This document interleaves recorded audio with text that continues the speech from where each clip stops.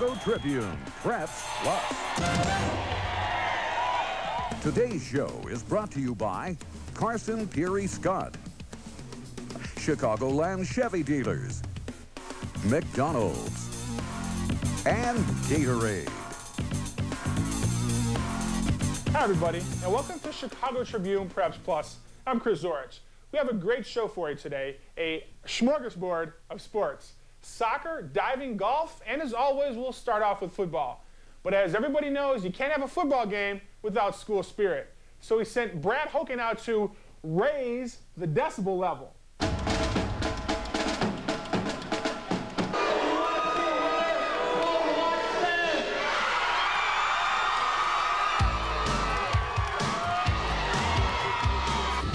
From the pep rally, the Senn faithful marched into Winamax Stadium ready to take on Collins. Senn emotion was flying high. Then on the first possession, Bulldog captain Pat Gordon comes up with a big interception. On offense, Senn tries a pitch on 4th and goal, but the ball gets dropped. It's picked up by Al Charis. He's off 85 yards with the return for Collins. And that look summed up most of the Senn fans perfectly, and it only gets worse. Coming left and cutting up, Rocky Lamb makes it look easy. Coach Herman Blade speaks his mind, but it's to no avail. Raheem Rocky Lamb is just too big, strong, and fast. Collins spoils Senn's homecoming 22-8. Raheem Lamb, the big man on the day, 167 yards and 2 TDs, and Al Charis was the man on defense. The 85-yard fumble return set the tone. On Friday at Gately Stadium, Dunbar's Rosell Harvey was about to run into the record books. It came on his first carry of the game.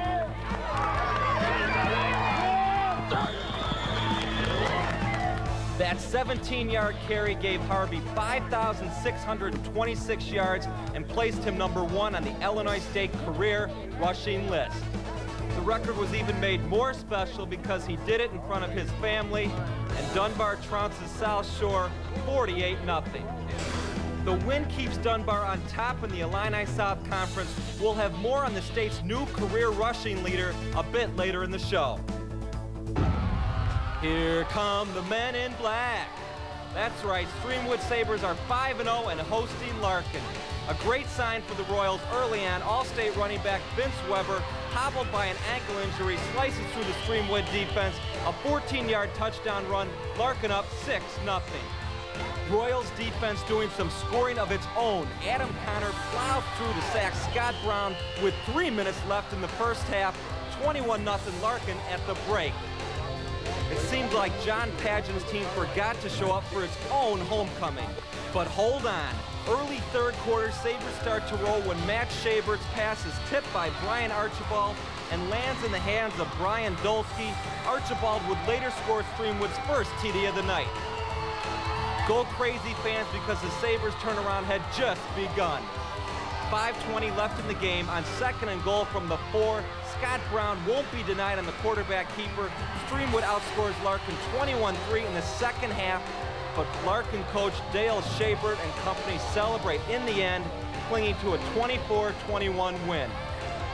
The Royals come into Streamwood, limit their mistakes, and take home a well-earned victory. Evanston coach John Reel working the refs as the Wildcats host New Trier, and Reel's team doing what works well, giving it to Siaka Massaquoi.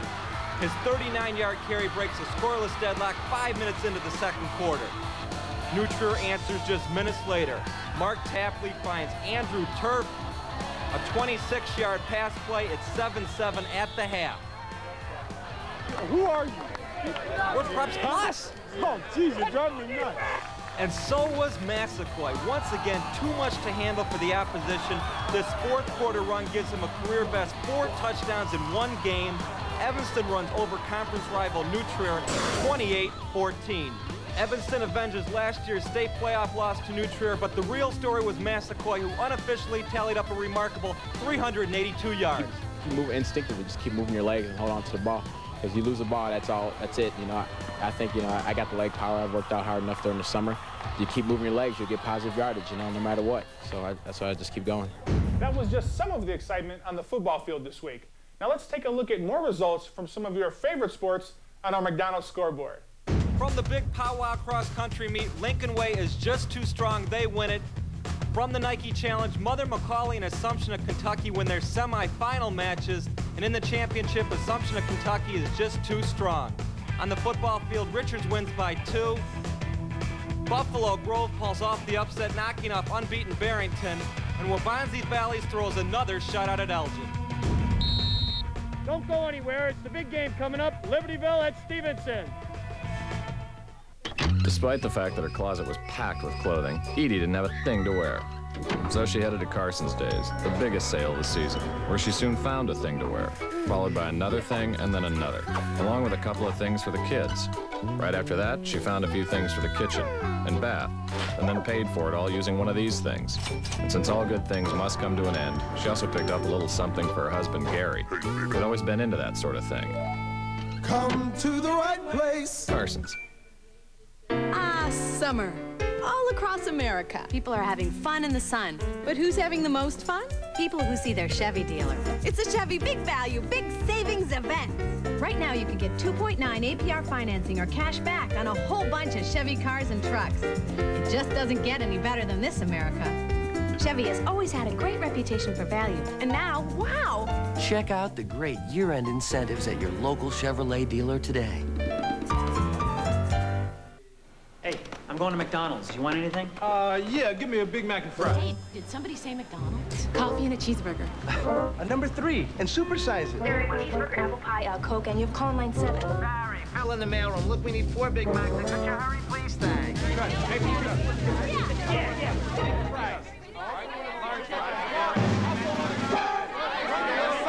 Did somebody say McDonald's?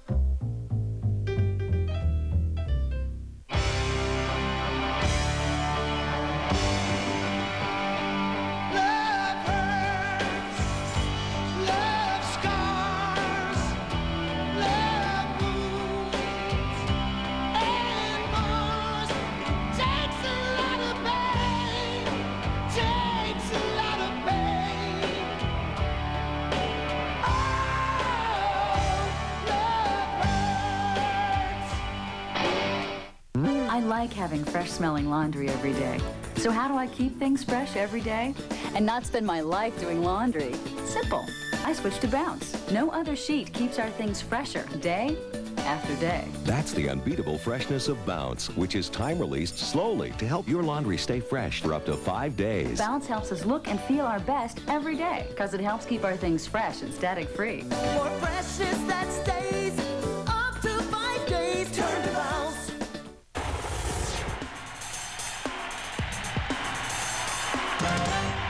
Hey, welcome back. It's time for the big game. Time to give our Stevenson Patriots a little pump. Stevenson! Now it's time for your local Chevrolet dealers' big game. Libertyville and Stevenson come into this game undefeated and sitting first and second in the North Suburban Conference. And on Friday night, the rivalry continued. Here's Brad Hoken with the report.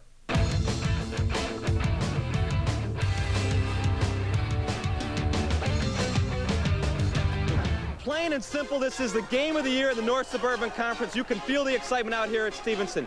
They come in 5-0 with an offense that's averaging over 30 points a game, doing a great job. Curtis Zervik throwing 8 TDs and a running game that has amassed over 1,200 yards. They've got a 31-game unbeaten streak in conference. They're putting on the line tonight against Libertyville. They're 4-1, and J.C. Harrington calls the offensive signals there, and they do it out of a shotgun. Sit back, relax, and check out the highlights.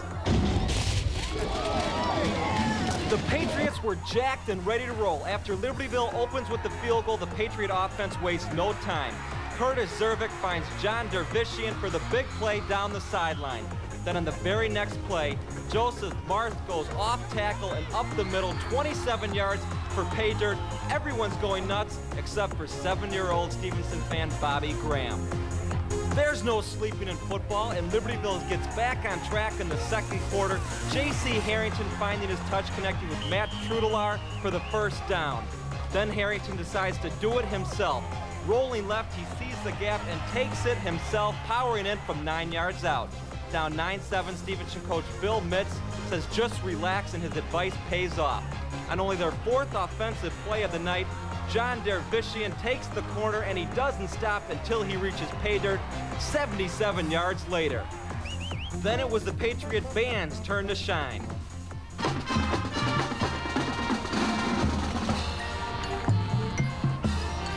Enough of the band, back to the action. Libertyville cuts the lead to 2, and then Stevenson's Joseph Marth answers the call up the middle 27 yards.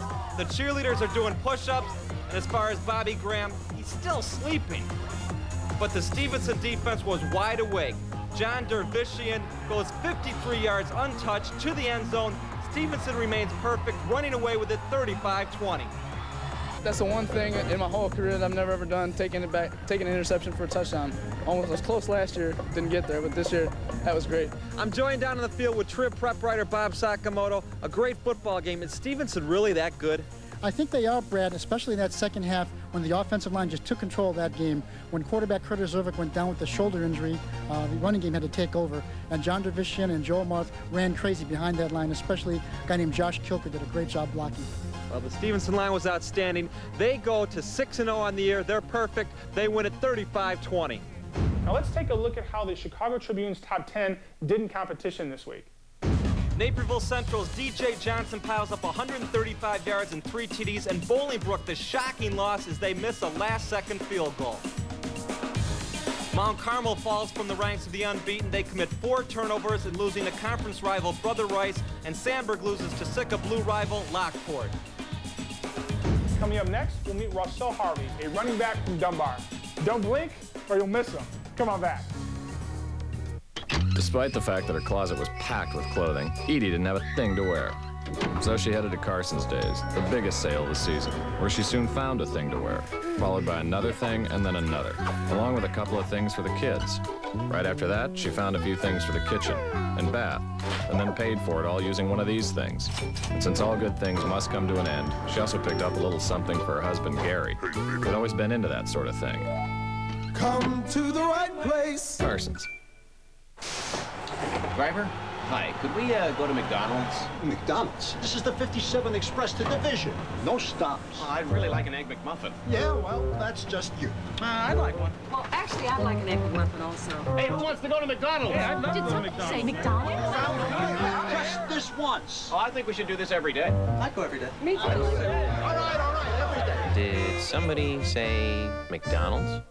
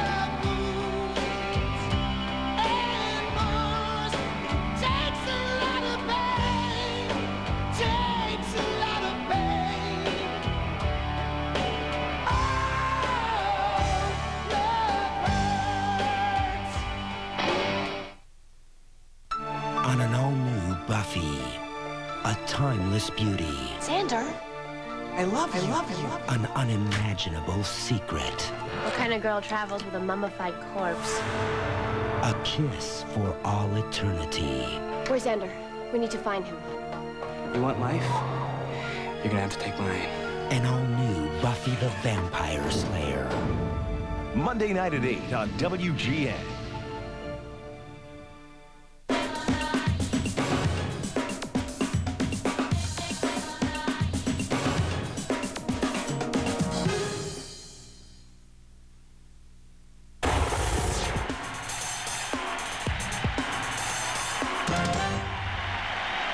Welcome back to Preps Plus.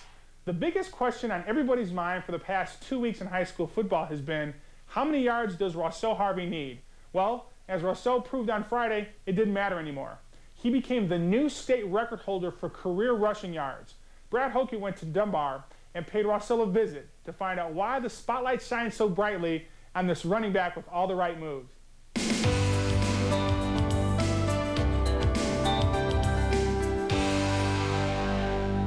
Over the last 3 years here in Chicago, Rosell Rocky Harvey has become front-page news. In a varsity career in which he started 32 games at tailback, he's gained over 5,000 yards on the ground with 77 touchdowns.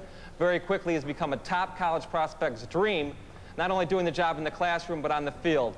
And one reason why? In the weight room, he benches 275 pounds and just got his squat up to 500. About, go down, touch it, and come up. Nice load up. Take a time going down. Nice load up. Take a time. The mighty men of Dunbar's football team spend a lot of time right here in the weight room, pumping the iron. Coach Glenn Johnson is a motivator and stresses the importance of weight training and conditioning for all his players, especially 5'8" Rosell. I have to lift weights because, you know, my size, I'm already little. And I hate getting tackled, so I got to keep strong so I won't get hurt. One of Rosell's greatest attributes is his agility on the field, something that Coach Johnson admires about his star running back. I think he explodes sometimes through the hole.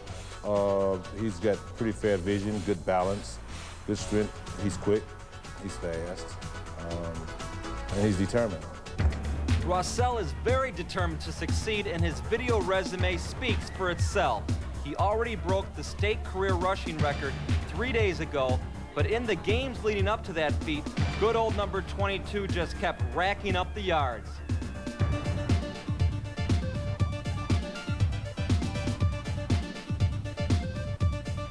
It's like a dream, but I was little and everybody just wanted me to play receiver, but I played tailback, and my sophomore year rushed for 2,000 yards. Then my junior year rushed for 2,700. Then, you know, I'm thinking like, man, it must not be a dream. My goal for this year was 3,000 yards, 55 touchdowns. Pretty big goal, but most of the time when I set a goal, I usually achieve it. Well, Rosell was right. He achieved the biggest goal of his life by becoming the state's all-time leading rusher. But with a personality like his, all of this attention hasn't changed him. At first, I thought, you know, his head was going to be big. I thought it was going to swell up. But he never seen walk around like he the man, you know. He never do that. He stayed very down to earth. Along with football, Rosell works hard in the classroom, and he already knows what field he wants to study in college: sports television. Yeah, you got to keep your books up, man. No grades, no scholarship, no knowledge. So I got to do my work to get to college. I'm not camera shy like everybody else. So I'll be in the camera, jump in the camera, laugh, crack jokes, play serious, try to do some little acting sometimes. He's just pretty natural. He comes up, he has the knack to just ask the questions. You know, it just rolls off his head and he just asking, you know, the people respond to him pretty well. He does a lot of editing too. Of course, he likes to edit his football tapes, so that's why it keeps his interest in everything. So he's pretty good.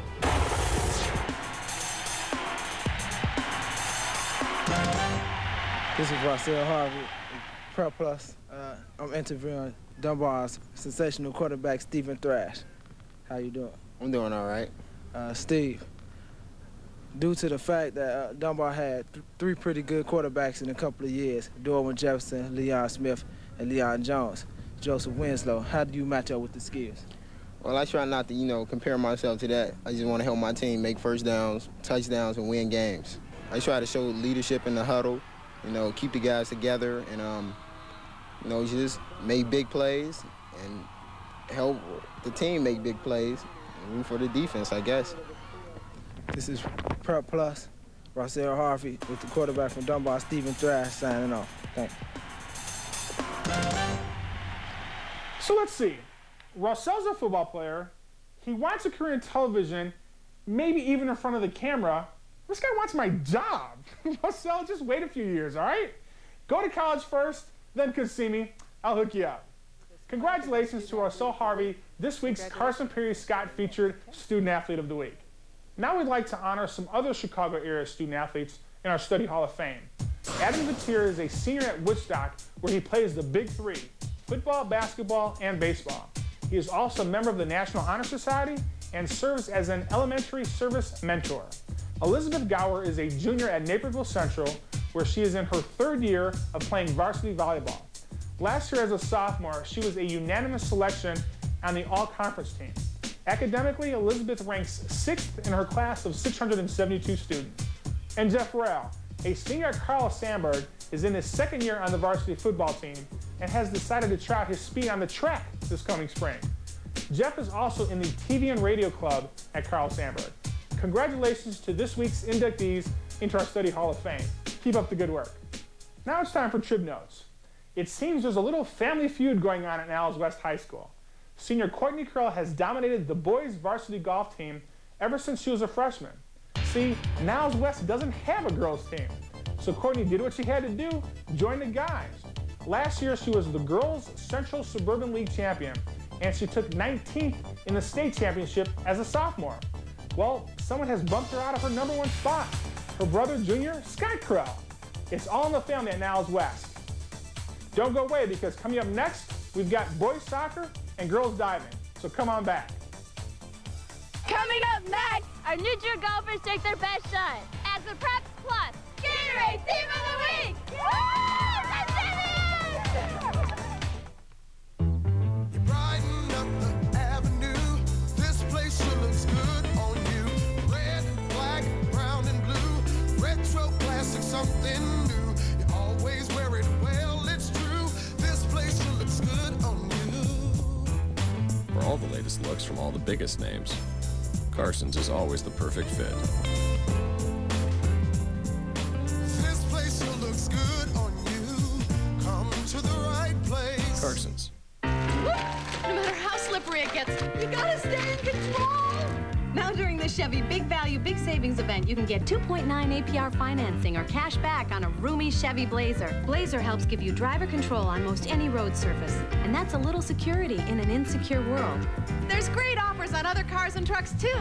There'll never be a better time to get a 97 Chevy than during the Chevy Big Value, Big Savings event. Check out the great year-end incentives at your local Chevrolet dealer today.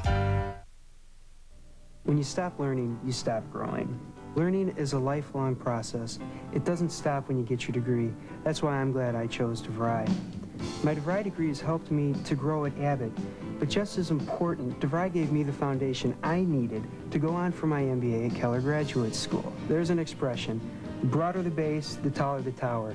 With my DeVry foundation, I'm reaching for the sky. For a higher degree of success, call DeVry, 1-800-423-7000.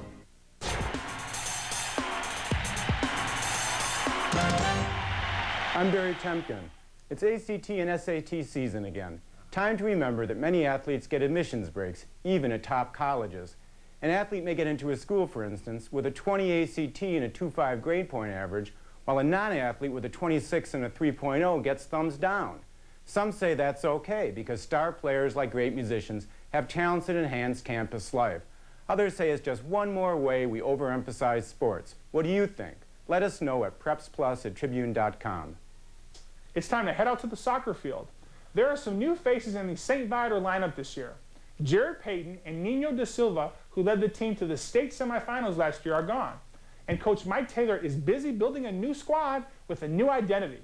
They hosted Holy Cross on Wednesday. Check it out. Lions coach Mike Taylor was surveying the situation from the bench. And he likes what he sees here. 8 minutes into the game. It's on the windowsill. We'll kill Humpty and Jack and Jill. What if Mother Goose goes too? Or even worse, she gives it to you. If you don't talk with your kids about AIDS, who knows what they'll imagine? Our free booklet can help. Welcome back, everybody, and this is the time where you get to pick up your phone and do some talking. All right, here's your number, 847-725-6729. You can talk. But first, we have to talk to somebody very important out there, you see. Let me think. There's one team out there that's won 48 straight football games. There's one coach that's been at this school for about 30 years. It's Matt Senfner of the Providence Catholic Celtics. Matt, how are you doing tonight? Dave, I'm doing real fine. How are you doing, buddy? You know what? I'm doing great tonight, Matt. You know why? Because I talked to you late last week, and I set this little time up here, right?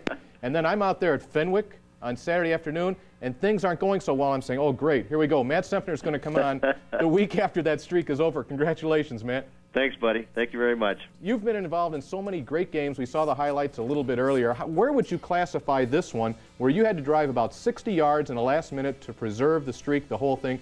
Where would you put this one in that line? Well, I tell you what, a couple years ago we had a great one. Our first state championship game, I believe we were down 10 points with 5 minutes left to go, and we scored one, and then we're trying to get back in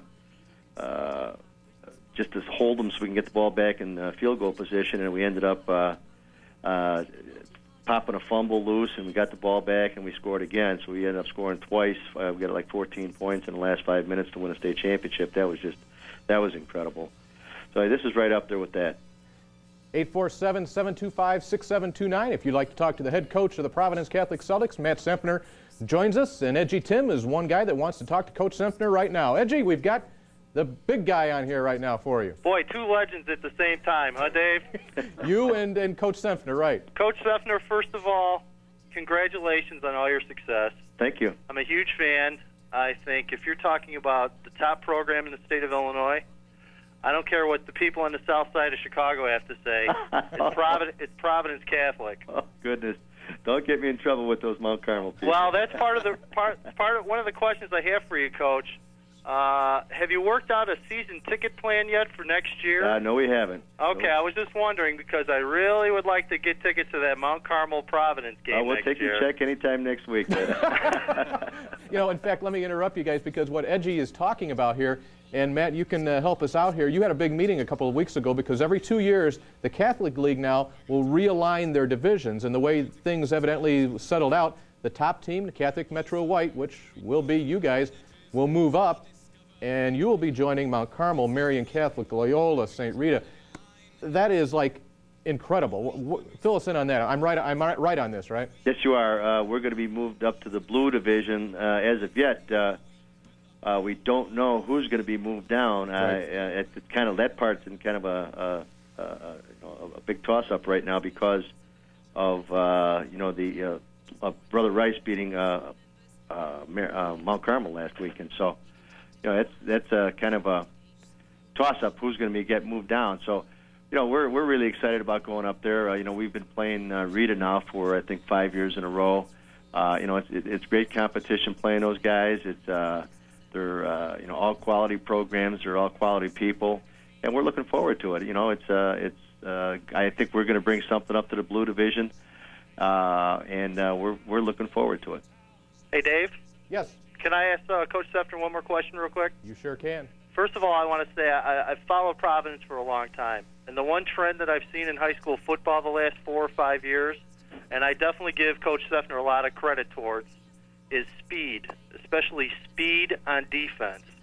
Coach, can you explain a little bit your philosophy behind that and why your teams always seem to, they just outquick everyone? Well, Bye, guys. We really try to get the our quickest and our toughest hitters on defense every year, and it seems like always our linebackers are those guys who are not necessarily always big Division I type linebackers. We had one last year, Matt Uremovich, he went to Georgia Tech, but this year we got 2 smaller people, but they still got speed and they still like to hit. We like to have speed on the perimeter, and we get some kids that are down guys that.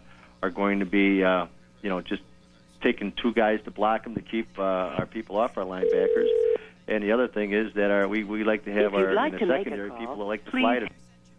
And, that we feel that's very, very important. And, aggressive on defenses, I think, any kind of, any program worth its weight, that's what you have to have. And I think, it's one of those old things you win football games with offense, and you win championships with defense.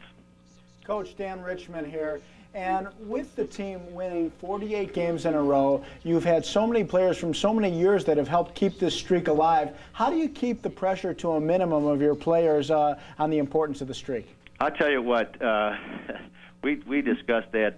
We did not play very well. And again, I'm not making any excuses on Sunday. Sunday, I think Fenwick came in with just a tremendous game plan. And they just took it to us. There's no doubt about it. They out-hit us. They did a lot of things. We were just very, very fortunate to win that ball game. But to keep things in perspective for the kids, to keep the kids up, week in and week out, that's very, very difficult. And I think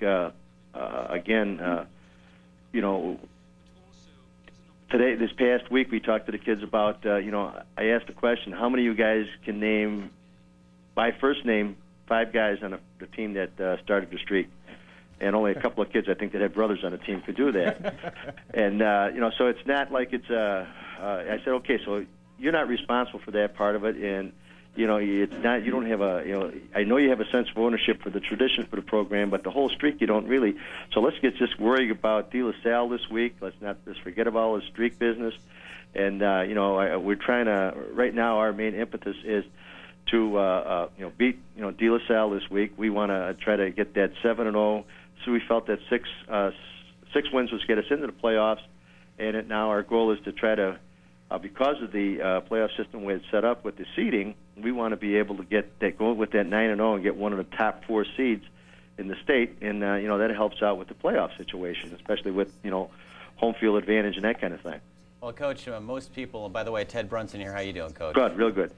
Most people are expecting you, obviously, to go the 7-0, 9-0, and actually win another state title. And it all comes down to basically, and I think a lot of people have to give the credit to you for keeping these kids in their minds on the game, and I congratulate you on that. Well, thank you. But I have a question for you to put you on the spot here. I like your offense, and obviously if you watch this show at all, you know that I love saying his name. The most dominant player that I see on your team, I mean, O'Reilly's a great quarterback. David Popp is clutch as a receiver. But Eric Steinbach, tell me a little bit about this guy and how far he's going to go in football. Well, Eric is a gamer. This past 2 weeks, or this, I think was started last Friday, the college guys could come back out on campus, and we've had a number of them come out. I got a stack of videotapes in my office. I think the number's like 30 right now. And I just don't. I have to take it out to a video place to get them duplicated. But it's, everybody, wants to talk to the kid. They all want to, see a film on him. He's just an outstanding athlete. He's a big kid. He's almost 6'8". He's 235 pounds, and his best days are ahead of him. He's a strong kid for that size. He's a real aggressive kid. And he makes mistakes, but his athletic ability gets him through a lot of things, and he's just going to get better and better. We feel, like I was talking to a coach today that was watching film on him from the University of Miami, and he was looking at him, and I'm saying, we're trying to do all kinds of things to keep him staying low and that kind of stuff. And he says, he says he's going to be low when he gets to the next level because the kids are going to be bigger. He's just so much bigger than everybody. It's really difficult for him to stay, pad under pad type of thing. And they all kinds of things. They, the offensive guys. Not complaining about officials, but the offensive guys. Oh, come on, Coach. But they get away with things. They cut him. He gets cut very easily. You're not supposed to block below the waist, and it's hard for a lot of kids not to block him below the waist. I understand that, but. We don't get too many calls that way. But he's like I said, he's a real good player. He's a very good athlete. He plays basketball. To tell you something about his athleticism, he just came out for track last year. One of our coaches coaches the shot put, and they said, "Why don't you come out, Eric, and try it?" So he goes out there, and just the first time he picks up the shot put, he throws it 48 feet. That's unbelievable. In competition, I think he's thrown at 52 feet. He went downstate in the event last year, and I think at practice his best has been close to 54. I guess it's safe to say that he is a star athlete. Would yeah, you not agree, fellas? Definitely. Yeah. He's the stud. And Matt, you know what? You're a stud too, my man. Thanks for joining us tonight, Matt. Thanks, buddy. Good talking to you, Dave, as usual. Good luck, Coach. Thank you. Thanks, fellas, for having me on. Matt Seffner, the Providence Catholic Celtics. They just won their 48th in a row, and we'll just keep things going. Hopefully down there in New Lenox. Well, we'll keep it going right here, but you have to be quick on those lines. A couple minutes left, and we can get out to Bolingbrook and talk to Mike right now. Hey, Mike. How you doing, Dave? What's up? Well, I didn't have a question for the coach. I'm glad I wasn't put on the spot, but you'd have done all right. The Rockford Boylan game was exciting a couple of years ago. You did that one up there, and that's right. That was an exciting playoff game. But boy, oh boy, I'll tell you that York and Lions must have been a great game, but you guys missed Andrew and Bolingbrook, probably the best game that I've seen since I've been here. No kidding. And, you know, the Brook will bounce back, and we all know that it's time for Romeoville's annual beating. I don't think there's any doubt about the fact that Bolingbrook is going to take their emotions into this game. And since I've been here, I've seen a 99-yard touchdown by Greg Williams. I've seen a 7-0 shutout over there. I've seen Jezlowski and those guys get up. And then, of course, last year, Dave, probably the highlight of your announcing career. You know it. Hands down, back-to-back-to-back touchdowns. And, you know, it's always fun when those two teams get together. But I got a message for some kids at Hinsdale South. Yeah? Ran into a couple of kids from Downer South, and they said there's absolutely no way on earth that the Hornets are taking that Rebel Cannon back to Hinsdale South. I don't know if you guys know about that. Wait, you're living in the South? Yeah, where do you starting find some trash people? talking for the people in the central region. I love it. And and they said that there's no way. They came over there a couple years ago thinking the same thing. But you know what? I'm predicting that Hinsdale South is going to pull this game out because I think Downer South will overestimate Hinsdale South. Mike, you hang up, and we're going to go to Bill and talk to Bill from Downers Grove. He may think something differently. Bill? Yeah, how do you think the Montini Broncos will do in the regular season and playoffs? Okay, you caught us off guard. I thought you were a South guy there. You know what? I had the Montini highlights this week, and Chris Andriano and his Montini Broncos, yes, they're very good. But, Ted, as you can attest to, they are also awfully lucky. That was not a catch by Benka in the end zone. He definitely dropped the ball. He's a great actor. I'll give him an Academy Award. It was A+ acting material, but it wasn't a catch, and Montini got lucky because of the refs. Now I have to say something. Well, I have to say something on that. I brought it up the fact that after further review, and we have the privilege of slow motion here, that we could tell that he did not catch the ball. But you know what, boys? Get off it. The game's over. That's the way football goes. That's the way sports go. When the ref calls it, it's over. It's done. You can't appeal it, right? Thanks, Coach Next Lombardi. question. I appreciate it. Who do you think will go? Do you think they'll go 9-0? Yeah, I really do. They're that good. They're very versatile, and this junior wide receiver, Chris Pestle, as we've been talking about him week after week after week. Dave had him on the show last week. Kid's amazing, and he's only a junior. Right. You know, and the funny thing is, you talk about Montini. They had to go to overtime for the second week in a row. They were the #1 ranked team in Class 3A. Providence goes down to the wire. They're the #1 ranked team in 4A. Mount Carmel, the top team in 5A, goes down. What a crazy week. It was a wild and weird, wacky week. I think we have a Hinsdale South backer here on the phone, Dave from Darien. Dave, what's up? Dave, this is Dave from Darien. Hey, Dave from Darien. How you guys doing? We're just having Not the best half as time good in as the you world. are, Dave. Well, I want to know what you guys think of the game coming up this Friday. All right, I'm going to tell you right now. All right. You're from Hinsdale South? Yep. You're going down. You think Wow. you're going down? Why is I that? think you are. It's going to be a no-brainer, Dave. John Belskis will have the Mustangs ready. Jason Holmgreave. We've talked about Marcus Moore, but here's the missing link to Downers Grove South, guys. A sophomore running back, Quentin Holman. We saw him go 55 yards on the reverse this All week. right. He's You know great. what? Get off your soapbox. Let Dave state his point. Come on, Dave, start why are talking. the Hornets going to cause a buzz in Darien? Why? I don't understand why you guys don't think we're going to cause a. You tell us. You tell us. Tell us why, David. What about our? Did you see our Addison Trail game? That was a great game. Our defense has 3 shutouts. Hey, Nick Giancana is great. The one more defense is thing. great. One more. No. Okay. What about Wait, Downer South? Dave. They allow 6 touchdowns. How many have we allowed? Dave, are you 5. with me? Dave? Yeah. Okay. Slow down. Now, you heard these two guys, and I'm just going to have to be the guy who rides the fence right here. I think this game will be close. You've got Giancana, who's a tough runner. You've got a very tough defense. Right. I'm not going to say who I think's going to win, but they do have the color blue. Oh. There you go. Thanks, Dave. Oh, Ted. Come on, step out. Oh. All right, another great night here in the zone. Guys, hey, callers, thanks a bunch for joining in. We'll be right back here on Tuesday night. For Dan Richmond, Ted Brunson, I'm Dave Bernhardt. Back here on Tuesday at 7. We'll see you then.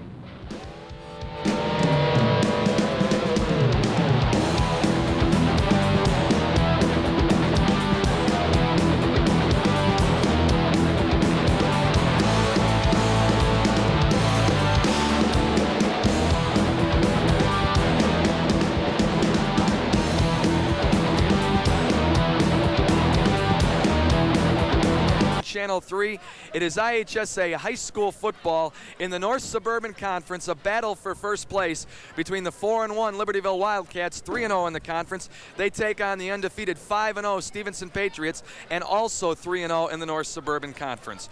Welcome to Stevenson High School. I am Lee Anderson, and joining me for the broadcast, as usual, is my broadcast partner, Dave Mrotek. Also for the broadcast on the sidelines is Andrew Shannock. And for the Libertyville Wildcats, they've lost 6 of the last 7 to Stevenson. Last year had the Patriots at halftime 14-0, only to lose 21-14. But here's a team that features a lot of offensive weapons, don't they? Yes, they do, Lee. They've got Harrington at quarterback, Hamlet, the receiver, second in the area in receiving yardage. He's a good one, 6'2" receiver. But for Libertyville, the key will be to cut down on penalties. 178 yards last week in penalties in their 21-7 win over Mundelein. So, Lee, the key for Libertyville, stop the Stevenson run, cut down on the penalties. Last year, Stevenson, a 6A semifinalist, only to lose to eventual, now 2-time defending champion, Wheaton-Wardville South. Certainly no stranger here to their offense. Again, it's run, run, run for the Patriots. Exactly. It's the same old story for the Patriots. They run this time, though, behind a sophomore, John Dervishian. He leads the team with over a 9 per average carry, 9 yards per carry. And also Joe Mart, the fullback, has over 7 yards per carry, and they're running behind that big offensive line. It's going to be tough to stop them. It should be exciting. Again, the winner of this contest will take sole possession of first place in the North Suburban Conference. So coming up next, it's Libertyville and Stevenson right here on Media One. Stick around. We'll have the opening kickoff for you next.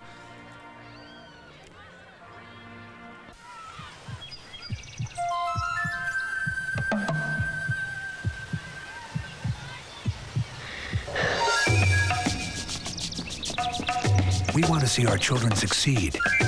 But setting easy goals for our kids creates the toughest obstacle they'll ever face. Because succeeding in the real world isn't easy. Help the effort to raise standards in America's public schools. Call 1-800-96-PROMISE. Where's dinner? Well, I thought you'd be home a couple of hours ago, and I put everything away. So what is this? Pizza? You had just called me. I would have known what... Dinner ready is a pizza. Honey, please don't be so loud. Please don't... Let go of me! Get in the kitchen! No! Do you want to see what hurts? That's what hurts! That's what hurts! Oh, please! I can't... For information, call 1-800-END-ABUSE. Stevenson High School here in Lincolnshire. First time that we have been here since the Stevenson Patriots lost in the Class 6A semifinals 18-6 to Wheaton-Warrenville South on a day that, well, a few days before that, we had a lot of snow, but uncharacteristic weather here the first weekend in October. Wearing short sleeves here. Absolutely glorious night for football. Along with Dave Mrotek and our sideline reporter, Andrew Shannock, this is Lee Anderson, and we have, as we said in the pregame, what figures to be a whale of a contest between Stevenson and Libertyville. The Patriots once again featuring a huge offensive line, and really the tail of the tape, Dave, is Libertyville's head coach was talking, and that's Randy Kuzieski. He was saying really it's going to be one between the front 7. That he's going to have to control the Stevenson front 7, including their tight ends, and hope that their offense can move the ball and keep that big front 7 off the field. Exactly. I think it's going to be for both sides of the ball. That'll go for both teams as far as winning the battle in the trenches, because Stevenson is going to run the ball behind that big line. As I said earlier, Dervishian averaging 9.5 yards per carry. That's just astounding, especially for a sophomore. Mart, the fullback, averaging 7.5 per carry, and they're just going to run the ball. It's nothing fancy as far as Coach Mitz is concerned. It's smash mouth coming at you. Libertyville's front 7 is going to have to pick it up, and on the other side, Stevenson defensively is going to have to try to get some pressure on the quarterback for Libertyville, Harrington, because Hamlet's a dangerous threat. Second leading receiver in the area, only behind Gleason of Schaumburg. Jeff Lyons with the kickoff. Brian Hamlet, we talked about in the pregame, takes the kickoff into the end zone. Again, he's the second leading receiver in the area, so I'm sure you're going to be seeing a lot from number 1 as you see him on your screen throughout the broadcast. For Libertyville, they get the ball first. Their quarterback is J.C. Harrington. The running backs, Chris Pfiffner, Scott Diaz, and Matt Trudelaar. The wideout is Brian Hamlet. The front line, the center, Brady Sullivan. The guards, John Dooley and Ed Gilreath. The tackles, Jason Jowers and Kevin Matthews. And the tight end is Matt Thompson. First play of the contest, Libertyville in the road white uniforms with black uniforms. And the first play goes for no gain. Back to the 20-yard line is the ball carrier. And the ball carrier was Matt Trudelaar. It'll be 2nd and 10. The defensive lineman for Stevenson, the ends, Justin Cucci and Jason Corin. The tackles, Eric Burnt and Mark Paulson. The linebackers, Brian Ajoran, Nick DeMarco, and Mike Scaramella. The cornerbacks, John Riley and Josh Reisberg. And the safeties, Warren McKay and Ryan Slowick. 2nd and 10 from the 20. Handoff up the middle, gaining about 5 is the ball carrier. And it'll set up 3rd and 5. That was Trudelaar once again. You'll see at the early going here, the Patriots defensively are pinching up front. They've got their basic 4-3, but the 2 outside linebackers are almost on the line of scrimmage as well on the corners. So they're really cheating in. We'll have to see if Libertyville will catch that and try to go deep, possibly to Hamlet. We got Steve Struby, we just got pointed out to us, is starting at safety instead of Warren McKay. So it'll be now 3rd and 5. Movement initially, but Stevenson gets back, and Trudelaar near side is close to a first down. They might need a measurement. That was a nice play by number 43 for Stevenson, Michael Scarmella. You'll see him fight off the block. And as he fights off the block, he keeps himself on the outside and keeps that containment and makes the tackle on the back. They're short, 4th down and less than a yard. And it appears Libertyville already is going to take an early gamble on the first series of the game. Inside their own 30, Stevenson fans raucous below us. Packed house here at Stevenson. J.C. Harrington straight up the middle has the first down. So the first gutsy play of the game goes in the way of Libertyville. Very gutsy call, especially on the road, playing against the Stevenson team that scored 41 points each in its last 2 games. Well, I think it's a case in point. You're talking about Libertyville does not want to give Stevenson that many opportunities to have the ball, and here's a chance now where they at least have 4 more new downs and chew up some more time off the clock, even if they don't score on this drive. It's 1st and 10. Wildcats at their own 31. Harrington set the pass, and he's sandwiched. He's sandwiched by Brian Ajoran and Mark Paulson, the first sack of the game for the Pats. Didn't fool anyone on the play action. Harrington does a little play action, then turns his back and gets hit by the blind side. Ball moved back to the 24-yard line, so it's now going to be 2nd and 17. Hamlet, the lone receiver, to the far side of the field. Deuce backfield, pitch back to Trudelaar. Trudelaar cuts inside, gets back to the original line of scrimmage, back to about the 32-yard line. It's going to be 3rd and 10. Good call there by Libertyville. I think what they need to do here in the early going is try to spread out that Stevenson defense. They're bunching up in the middle. They're really having problems as far as the Wildcats are concerned, getting anything going in the middle of the field. 3rd and 10 now for Libertyville. The ball at their own 32-yard line. Harrington fakes the handoff, rolls right, looks over the middle, pass is thrown, and it is complete to the 46-yard line. And that pass is caught by tight end Matt Thompson, a pickup of 14. Nice execution by Libertyville. They flooded the far side of the field with 4 receivers. Thompson had a guy in front of him, a fellow receiver. Harrington elected to throw over him, go to the tight end for the completion, the first down. They also had a guy streaking down the sideline deep. Hamlet now the receiver to the near side of the field. It's 1st and 10 Wildcats at their own 46-yard line. Handoff into Stevenson territory, and down to the 46-yard line is Chris Pfiffner, a gain of 8. Nice first down gain by Libertyville. You see Pfiffner, beneficiary of that completion. Stevenson safeties a little far back, not cheating up as much as they were on the earlier part of this series.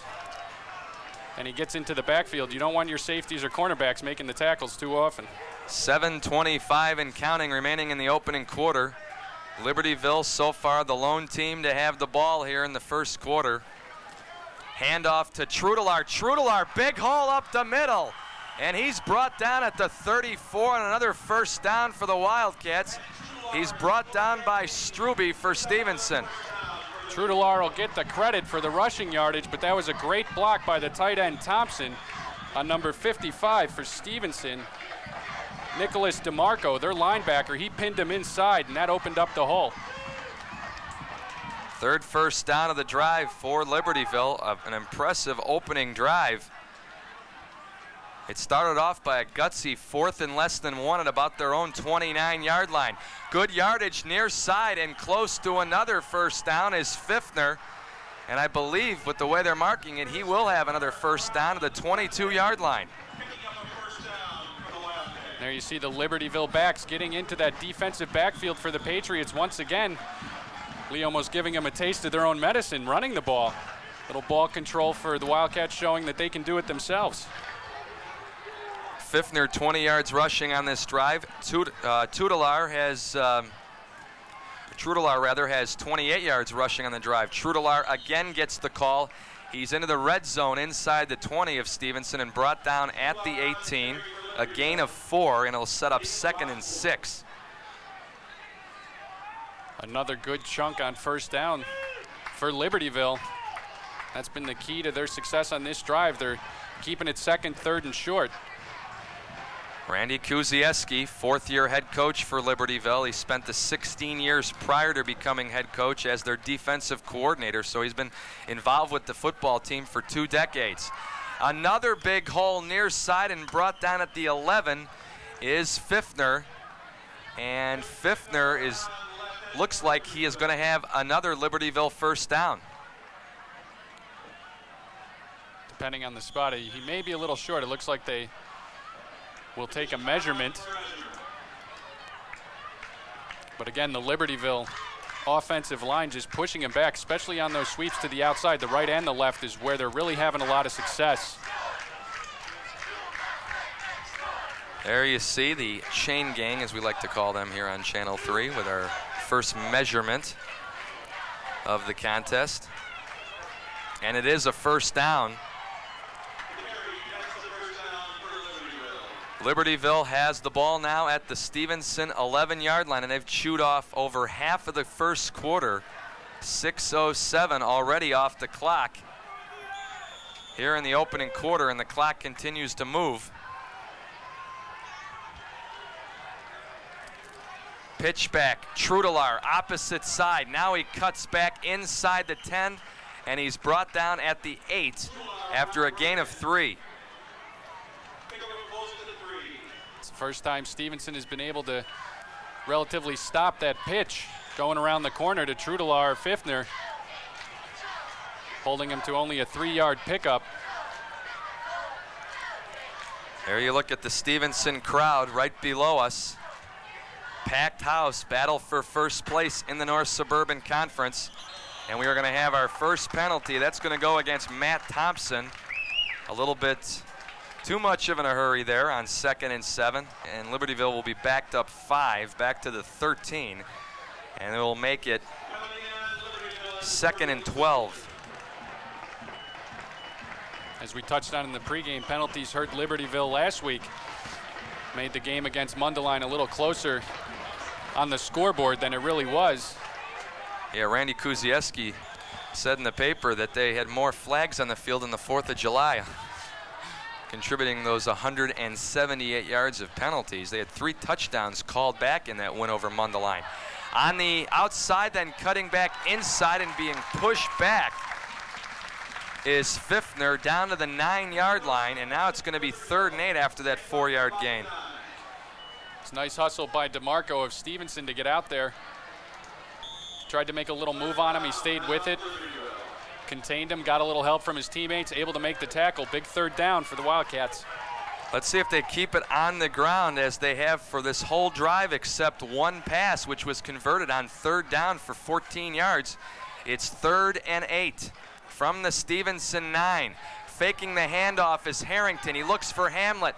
Now he throws in the end zone. Incomplete, intended for Trudelar. It's 4th down, and the Wildcats look like they will elect for the field goal, which will be about a 26-yarder. That was just great coverage in the end zone for the Patriots. They had Hamlet on the far side. He was covered well. Trudelar was covered. They had Thompson cutting across. He was open for a split second to see Harrington. There you see Trudelar just go off the picture. He's got Hamlet just to his right. He tries to go to Trudelar as he makes a back cut, but there you see Thompson covered well. Good coverage by the Patriots defensive backfield. Here's the kick, a 26-yarder by Dennis Mendragal, and it's good.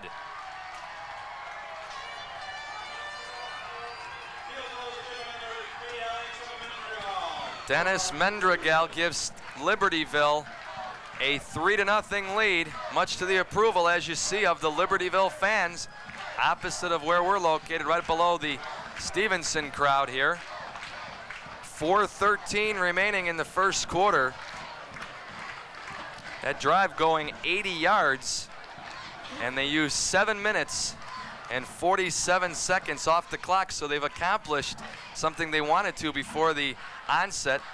Their offense is able to move the ball, and they are able to keep Stevenson off the field for quite a while, nearly 8 minutes. Yeah, that's a perfect drive. The only thing they would have liked a little better finish, punching it into the end zone as far as Libertyville's concerned.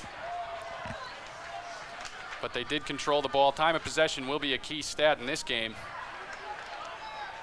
especially the way that Stevenson offensive line can really wear a defense down. And if Libertyville's defense is on the field too long in this game, it could be a long night for them. But a good open for the Wildcats, showing their offensive power, able to move the ball 70-some-odd yards, get in field goal range, and punch the first points on the board. John Riley takes the kick from Mendragal at the 6-yard line. Riley's still on his feet, one man to beat, and he's finally upended at the 35, about a 29-yard kickoff return by Riley, much to the approval of the Patriot fans as Stevenson starts their first offensive series. Their quarterback is senior Curtis Zervik. The running backs John Dervishian and John Riley, along with Joe Marth. Tight ends Steve Struby and Andy Cieslak. The guards Peter Schruffnagel and Josh Kilker. The tackles Chris Rux and Jason Joyce. And the center is Andrew Husted. 1st and 10 for the Patriots at their own 35. Back to pass, Zervik. Open is Dervishian. He's got a first down and more. Inside the 30 and brought down at the 27. A gain of 38, surprising the Wildcats on first down. Well, that's the same weapon they used last week. Last week, Dervishian got 2 touchdowns, completions of 64 and 46 yards on 2 passes. So out of the backfield, that was just a great fake by Zervik. Had me fooled at first. I thought they were going for the plunge up the middle. Dervishian comes out of the backfield completely uncovered. 1st and 10 from the 27. Straight up the middle, it's gonna be a Stevenson touchdown. Like a dart out of nowhere, Joe Marth. Boy, you could hardly blink your eye. And in 2 plays, Stevenson drives 65 yards in less than a half a minute. Who said Stevenson needed time? Libertyville uses almost 8 minutes, and now they're already trailing. That's what I was saying. Time of possession will be a key factor in this one, especially for Libertyville. They got to keep that defense, the Stevenson offense, off the field. You saw the hole that Marth had. He went in untouched. 6-3 pending the extra point by Lions. Good snap. The kick is good, and Stevenson leads 7-3 with 3:52 remaining in the opening quarter.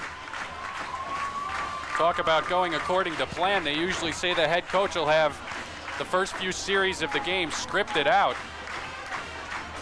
And Coach Mitz couldn't have had it scripted any better. 2 plays and a touchdown. Good return, set it up. We're going to send it down onto the field while we have this moment to Andrew Shannock. Take it away, Andrew.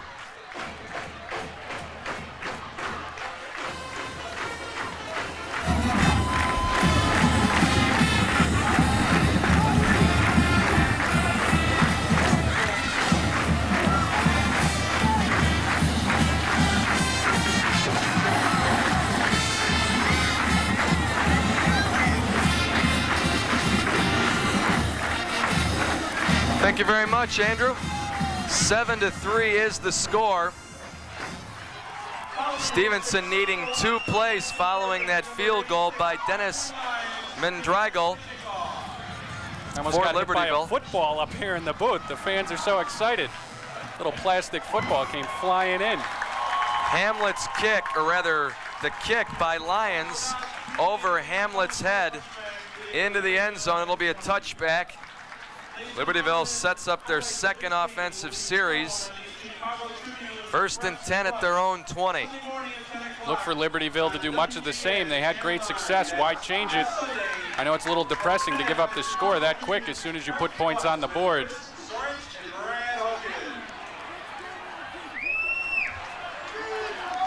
A touchdown by Marth moments ago was his 7th touchdown of the year for Stevenson. Near side, Fiftner, and he's belted out of the secondary by Struby at the 25, a gain of 5. It'll be 2nd and 5. There once again, good first down pickup for Libertyville, setting up their offense for 2nd, 3rd, and short situations. And Stevenson's going to have to find a way to stop that outside run going off the end.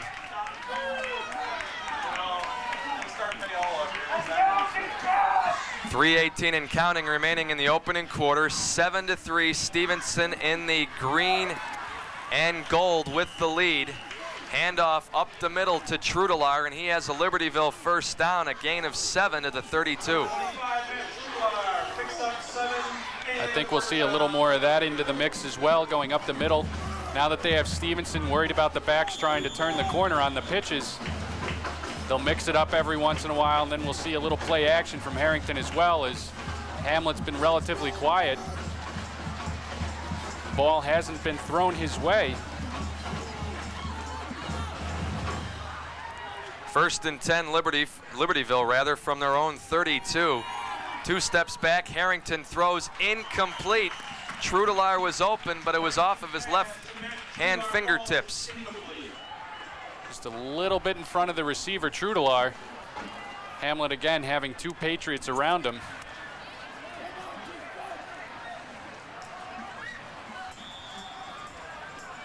Second and 10 now for Libertyville with 2:48 remaining in the opening quarter. The ball at their own 32-yard line.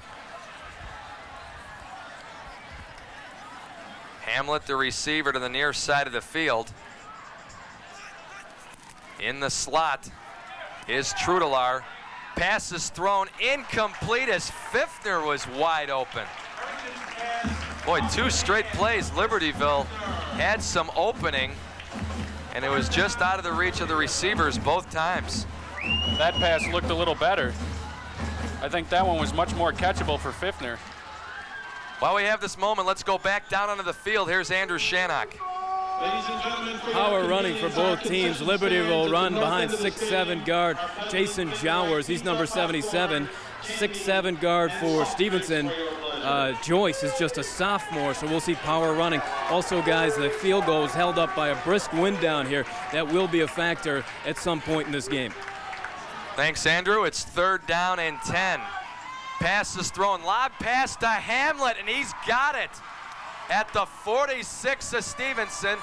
And there you see how he can become a vital weapon and why he's the 2nd leading receiver in the area. Great pass by Harrington. Beautiful touch, hit him in stride, and that's where Hamlet's going to be open most of the time along that sideline. The safety can't get over in time, because Stevenson would like to get 2 guys on Hamlet most of the time. But you keep him along the sideline, and there he was able to beat his man, get a couple steps on him, and a great pass by Harrington. 1st and 10 from the Stevenson 46. Here's Fiftner. Fiftner inside the 40, and he is brought down by Slowick at the 35, and that should be another Libertyville first down. And there, a great block by Trudelar. See everybody pitching in on the blocking scheme for Libertyville. Tight ends getting into it, and there you see the backs doing their job blocking as well. He pinned 2 Patriots in, able to help his teammate turn the corner. 1st and 10, Cats at the 35 of Stevenson. Handoff Trudelar. He bounces off a Patriot, and he is inside the 30-yard line. So a good second effort by Trudelar nets him about 3 extra yards. It was a pickup of 6. Looks like a carbon copy of their first drive. Nice mix. Running the ball up the middle to the sides now. Pass here and there, finding Hamlet, getting him into the flow of things. Handoff, Pfiffner. Pfiffner near side. He's gang tackled at the 27. A gain of 2. It'll be 3rd and 2. See DeMarco come flying in. The leader of that defensive unit for the Patriots makes the tackle, stops him short of the first down. Big 3rd down here for Libertyville. This could be 2-down situation again, as Andrew was pointing out with the stiff wind. It's blowing in Libertyville's face right now. So they would need to get a good chunk of yardage to even try and attempt another field goal. From the 27 of Stevenson, and Libertyville is able to draw the defensive end, Jason Corrin, for Stevenson off sides, as Corrin will go to the sidelines now, and that'll be an automatic Libertyville first down, their 8th of the quarter already, and they got that first down the easy way, didn't even have to snap the ball. That'll give a coach gray hairs, giving him the first down. Got to make him earn it. 1st and 10 at the Stevenson 22-yard line. 59 seconds and counting remaining in an exciting first quarter. Stevenson leading by 4, 7-3. Trudelar hitting the backfield and brought down by a Joran. That's a loss of 5 back to the 27. Patriots had that read perfectly. Libertyville trying to go with a little misdirection. Slight mix-up in the backfield. The handoff exchange wasn't as crisp as you'd like it. I still don't think he would have gained much. Pretty much had nowhere to go as 3 Patriots were in the backfield waiting for him. 2nd and 15 for Libertyville at the Patriot 27-yard line. Harrington hands it off. Pfiffner.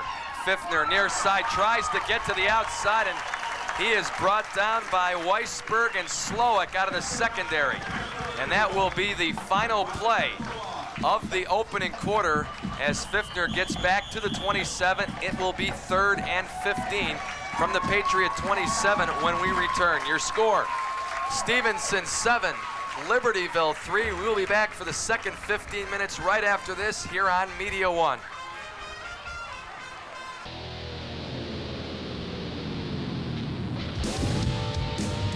We start the second quarter. Lee Anderson, Dave Mrotek, and Andrew Shannock with you here in a battle for first place in the North Suburban Conference. Both teams are 3-0 in conference play. Winner takes over sole possession of first place if they win. Faking the handoff, and it's nicely done. Pass is thrown to Trudelar, and he'll have a first down to the 9-yard line. He faked the pass in the middle to Pfiffner. It appeared that the Patriots bit on the fake, and Trudelar was wide open on the near side, and it results in an 18-yard gain. Nice play by Harrington. He had a couple options on that one. Even if they didn't bite on the fake, I still think he would have been open. There you see Trudelar, and there's Hamlet on the far right of your screen, just out of the picture, was open as well. But Trudelar coming out of the backfield, nobody picking him up as they decide to go in and try to put pressure on Harrington, but he's able to get it off in time. Harrington, opposite side of the field with the quarterback keeper does a somersault into the end zone for a Wildcat touchdown, and Libertyville has its second lead of the first half. Great run by Harrington. He had plenty of room on that bootleg. the far side of the field, Harrington just keeping it himself, had a little option. Nobody open in the back of the end zone. Had plenty of room in front of him, didn't get met until he was about at the goal line. And with his size and the momentum he had going forward, he plunges into the end zone. Dennis Mendrigal had a chance to attempt the extra point, but the snap was no good. The throw into the end zone by Harrington, trying to convert the 2, is out of the end zone, so the score will remain Libertyville 9 and Stevenson 7. 32 seconds into the second quarter. There you see the run by Harrington. It's the first time he gets hit right there, and he's already at the goal line. A little too long for the Patriots D to react on that bootleg.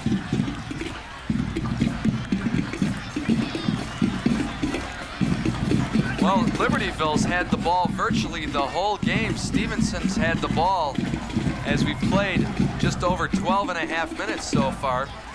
Stevenson's had the ball roughly a half a minute. Libertyville has had it for about 12 minutes, yet the Patriots, their scoring opportunity was like a bolt of lightning, and they're only down by 2 points. Exactly, and you never want to turn down an opportunity to score, but I think here, as far as Stevenson and Coach Mitz are concerned, he'd like to see his offense stay on the field for a while and give his defense a breather. As you've said, they've been on the field pretty much the entire first half. Mendrigal ready to kick it off for Libertyville. Dervishian and Riley, the 2 deep men, the 2 of the 3 running backs for the Patriots are back deep awaiting the kick. It's a good kick, and it'll sail into the end zone as the ball will be brought out to the 20-yard line. There you see the wind at the back. Able to boot that one deep into the end zone. They're throwing footballs onto the field. The gold souvenir football landed a row in front of me. Somebody's got to scam me one. We got to have our man Neil Trilling. Glad to have that's Neil what I was back. saying. I almost got nailed in the first quarter. Yeah. One came flying into the booth. Yeah, we do have one of the windows open on each side of us. And they certainly have an open, we are certainly open season, so to speak, here with the window open. Zervik, the handoff up the middle to Marth. When Marth, who on their last possession had a 27-yard touchdown that was like a bolt of lightning. It was like, now you see him, now you don't. He was in the end zone. Carries that one for a 3-yard gain to the 23. Well, that hurts their yards per play average. Yeah, yeah. Their first, they had 38 yards on a pass play to Dervishian, and then a 27-yard run play, and now on their second possession, a 3-yard run by Marth. Hit in the backfield, and look at that, boy, fake me up.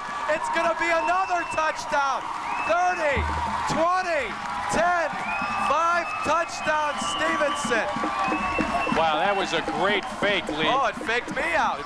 Me as well. I thought he was hitting the backfield, and I saw number 78, the offensive lineman for Stevenson, run into his man, and I'm like, wow, what a mix-up. That was Christopher Rux in the backfield, the lineman, running into, I believe it was Marth, but coming around the near side, Dervishian.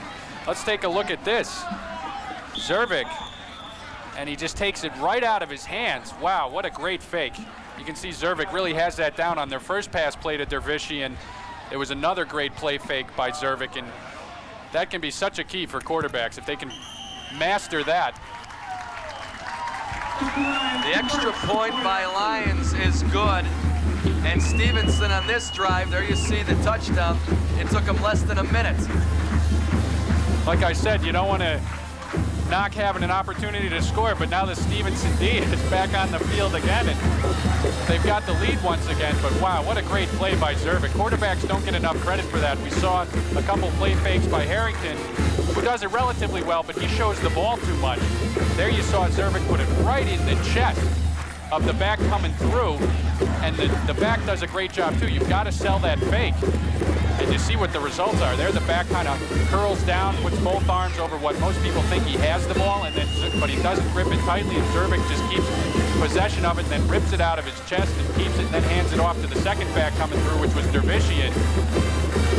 And that was just a great execution, great fake by the quarterback, all the backs involved. Well, Dervishian certainly is improving on his yard per carry coming into the game, 9.5 yards per carry. That's his first carry, and it goes for a 77-yard touchdown.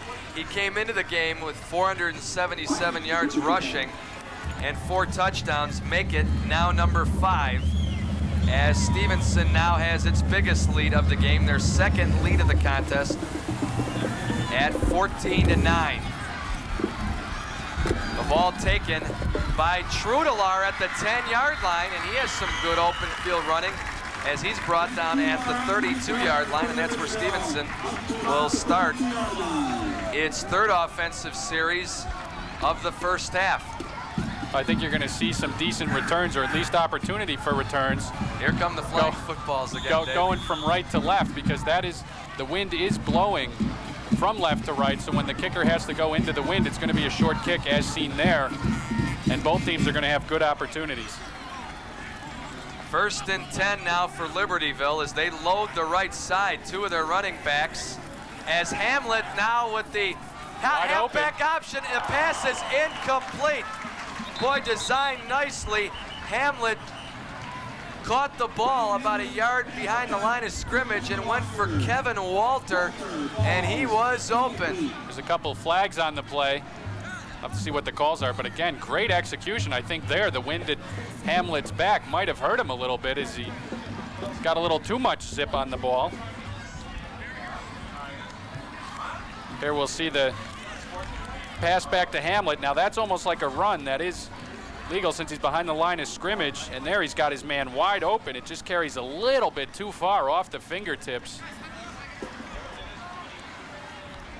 See what the call is. There was a flag deep in the backfield where the pass was incomplete, and then there was one up by the line of scrimmage. It's going to be against Stevenson. The ball will be moved to the 42-yard line, and that will be a first down. Or rather, the 47-yard line, I beg your pardon. That's a 15-yard penalty. No harm against Libertyville, as they had certainly a man wide open. They would have rather taken the play, but they still get a gift of 15 yards on that penalty against Stevenson. Harrington drops the ball, and he's going to have to eat it back at the 45-yard line as he's brought down by Justin Cucci. It'll be 2nd and 12. Let's go down onto the field while we have this opportunity. Once again, here's Andrew Shannock. Stevenson head coach Bill Mitz very pleased with his offense, obviously, but he urged them to stay with their blocks, and holes will continue to open up, and they should be able to run up some more points. Very happy with their effort. Just telling them to keep at it. Hard work. Back up to you, Lee and Dave. Okay, thanks very much, Andrew, as their drives have elapsed about a minute and a half off the clock. That's the only thing you'd like a little better, is taking a little more time off the clock, giving your defense a bit of a breather, but you certainly can't be displeased with their offensive production. Libertyville, one thing, you saw the mishandle of the snap by Harrington. Surprisingly, they're minus in the turnover ratio, a -5. Stevenson, on the other hand, a +5. Libertyville's going to have to protect the ball here against the quality team. Harrington, he hands it off, and the ball carrier will gain 4 to the 49-yard line. That was Jay Grivkar with his first carry. So now it's going to be 3rd and 8. Should be a passing situation for Libertyville. Maybe they'll try to outthink Stevenson, possibly with a draw or something, but hopefully we'll get a good look here. We saw Zervik before with the play fake. Harrington's done it a couple times. He may fake the handoff here. Just a straight drop back. Harrington looking for Hamlet, and it's incomplete, out of bounds. Even if he would have caught it, he would have been out of bounds. We're going to see our first punt so far of the first half with 9:06 remaining in the half. Kevin Walter, who moments ago was the pass attempt recipient by Brian Hamlet, as it was incomplete. It was a penalty against Stevenson, but the defense finally holds. Struby awaiting the punt by Walter, standing at his own 10-yard line. That was nice coverage on the play by Josh Weisberg for Stevenson, staying with Hamlet step for step. Short kick. It takes a bounce and goes out of bounds at the 25-yard line, right in front of one of our cameramen, Neil Trilling. Big Neil back in the house. We also got CJ, TV Todd Vogel. We got Rich Forsman directing this telecast. We got all the heavy hitters with us for this big battle in the North Suburban Conference. It's shaped up to be a good one. We got Nick what we expected. Excuse me, we also got Nick on the field, and we got Super John. What makes John so super? I don't know. I just am told he's super, and I leave it at that. Here's another. That's a face mask. Yeah, definitely got him. There they tried to run that same play, hitting the second back through. The quarterback gives it to him. Dervishian once again. Libertyville had it defensed fairly well, but they will get nailed for the face mask.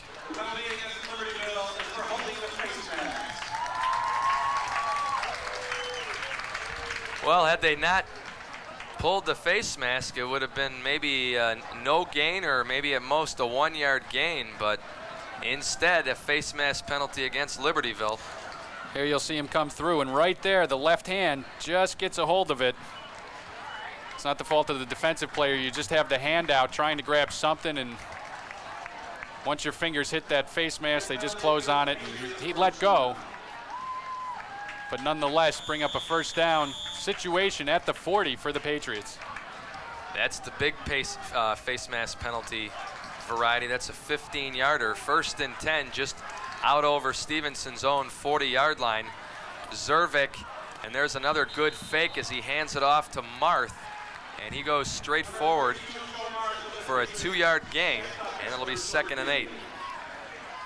See, even there, even though Zervik gave it to Marth up the middle, you still saw him carry through with the fake. And they use that because it can set up plays later on in the game. They could change it up and maybe this one time not give it to Marth going through, and then Zervik will do the pitch. So you want to see your players continue through with it, not just stop as soon as he gives up the ball. 2nd and 8. The handoff up the middle, and being tripped up is Riley. Otherwise, he had some more real estate ahead. As he's tripped up at the 46, it'll be 3rd and 4. The Stevenson running game really clicking on all cylinders as it has been all year. Probably the best running game I think we've seen this season. 3 backs like Riley, Marth, and Dervishian. You don't know who's coming at you from where, and they mix it up a lot. They do a lot of fakes, hitting the first back through sometimes the second back through. It's really tough, especially on linebackers. 3rd down and 4 now. Zervik with the quarterback keeper. He's got the first down as he's tackled at the feet by Jeff Horvat. A gain of 6. See Zervik getting into the act.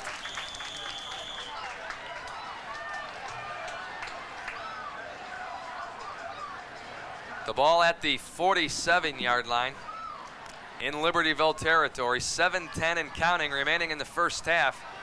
Stevenson with the ball, leading 14-9.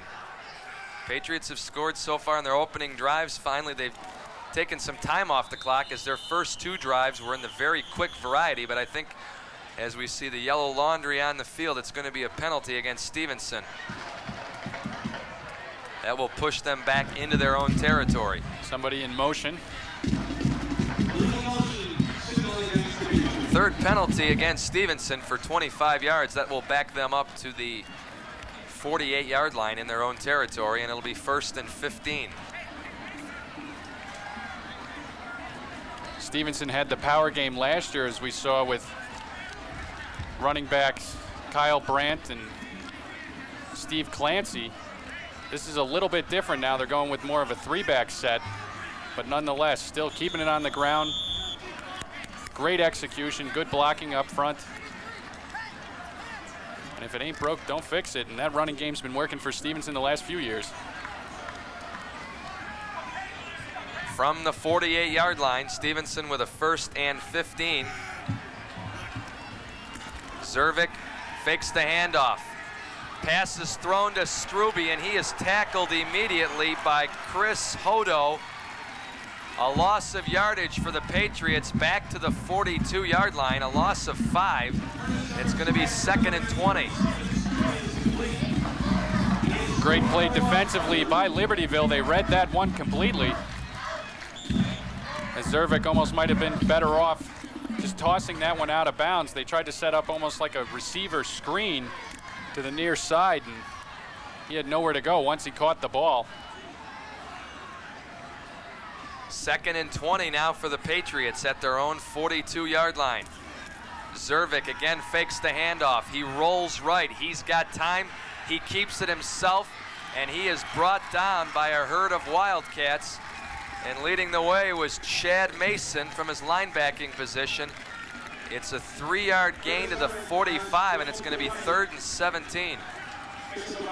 Zervik had nowhere to go. He had 3 receivers on that far side. They were all well covered. Once he started scrambling, I was thinking Struby maybe should have broken downfield because his man started cheating up a little, trying to help on the run, thinking Zervik would take off and maybe a little pump fake or just go deep, trying to hit Struby. Instead, he tried to run with the quarterback, following him to the sidelines. 3rd and 17, Patriots from their own 45.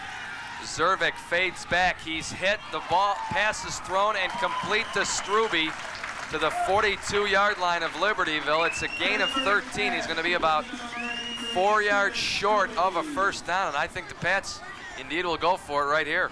Yeah, I think they will. Obviously out of field goal range. Punt, you never know with the wind. It is blowing in their face.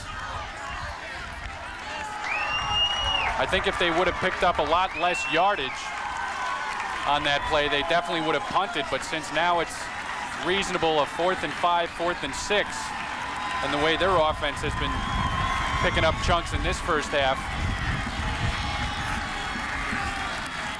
you have to have confidence. Stevenson going for its first 4th down. Pass is thrown, and it's incomplete. He had Dervishian initially, but he was clocked at the 30. Well, it was a nice play going through traffic, but if it wasn't for the big hit, Dervishian would have come up with it.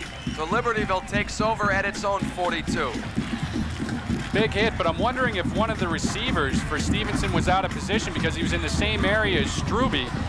And here you'll see Dervishian go out. There's the pass, and it's actually the man covering Struby that makes the hit on Dervishian.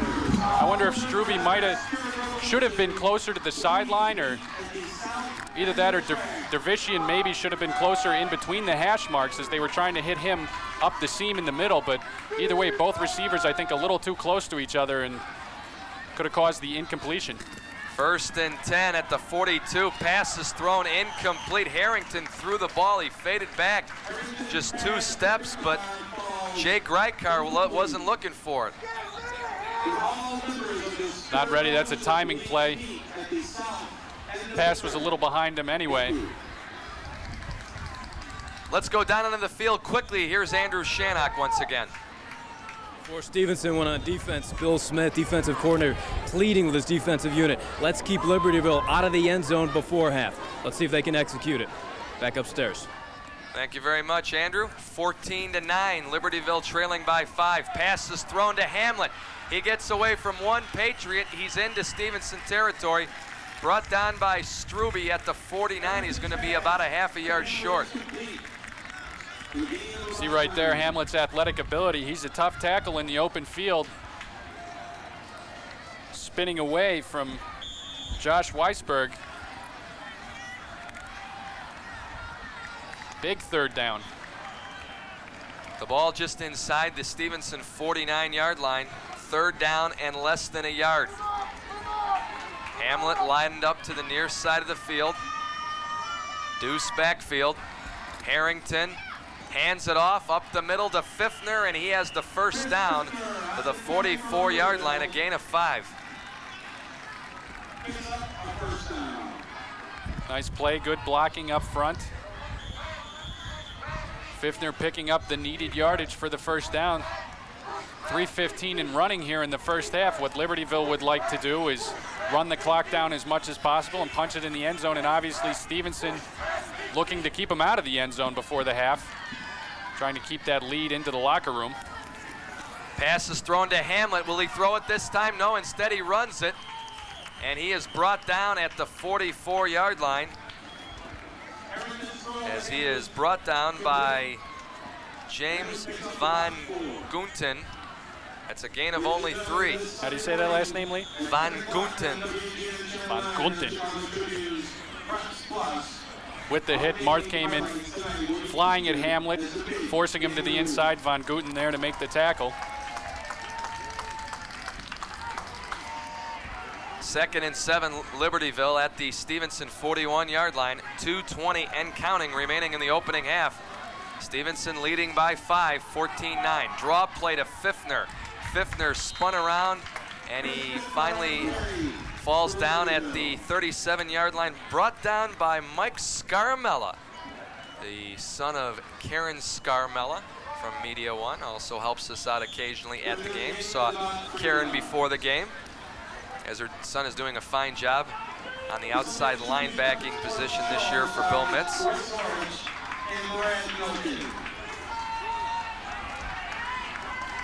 Third down now and 3 for Libertyville at the Patriot 37-yard line.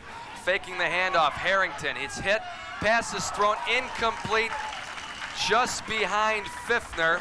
And let's see if the Wildcats will go for it now on 4th and 3 from the Stevenson 37 with 1:35 remaining in the first half. I believe the Pats will go for, or rather the Wildcats will go for it. They are 1 for 1 so far on 4th down conversions here in the first half. It's a big play for Libertyville. They don't pick it up. We've seen Stevenson's offense score in a matter of 2 plays. 4th and 3. Harrington throws, pass is incomplete. Hamlet fell down, otherwise it might have been a completion. I think you're right. I think it would have been a completion. Right when he made his stop, it was just drive the defensive back 10, 12 yards downfield, make a cut, stop hard, cut towards the sideline. He slipped on the move. You'll see Hamlet, he was at the bottom of your screen going off, and then he slips right when he makes the move there. There you see him trying to recover. He had space.